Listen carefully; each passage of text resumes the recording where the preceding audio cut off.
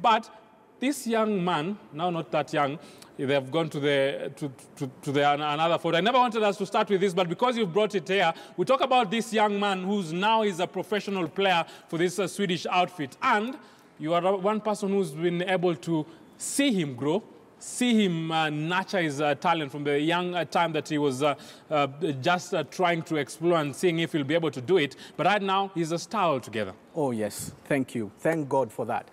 Because we were up against a Herculean task. I had never coached before, but I took to the task. That's me right there, and that's young John Guidetti. He's now playing for Sweden at the World Cup, and he's going to the round of 16.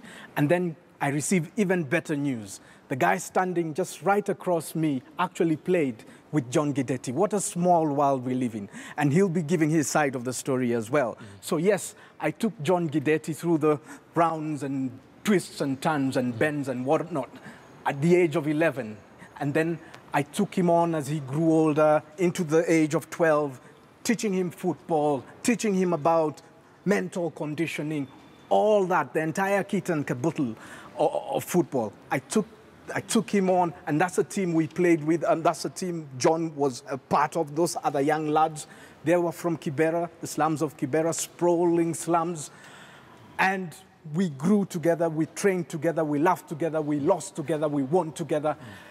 And that team also produced Harambee Stars player Ayub Timbe Masika, who now plays in China. I'll cut you a little bit because you've also played with Guidetti. What's your experience? Because right now he's a star. I know maybe people will say, why did he never even play for the Harambee Stars? But we see his days at Impala, his days at Ligindogo, and he's grown. Where did you play with him exactly? We played at Tueche Cup. There was a tournament in Madaraka.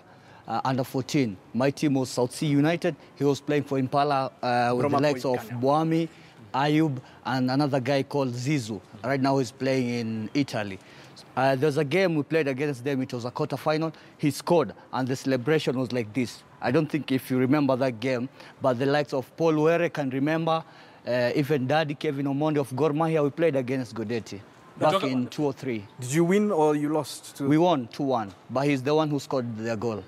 You talk about talent and how impressive it is. This tells you that we have a host of talents, and maybe if the Kenyan machinery would be, I don't know how well to put it, but these are some of the players who, arguably, they would have been playing for the national team. Definitely, and we have a lot of talent, you're right to say that, not just here in playing, but also in coaching. That's another field we need to look into.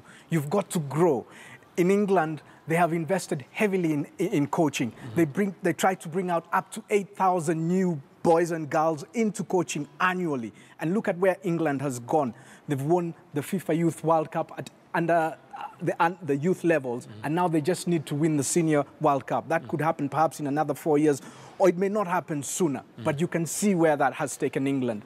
John Guidetti, very proud of him. That Swedish generation he grew into is the Swedish golden generation. They won the UEFA Under-21 3 summers ago. So there is a lot of positive news to talk about that, but our focus is about the World Cup. Yes, I know this is something good, a positive achievement, but let's talk about Sweden and also Mexico, because those are the two teams that have progressed from their group, and this is how they are able to do it. 4 years ago, Germany conquered all before them. Today they face an intriguing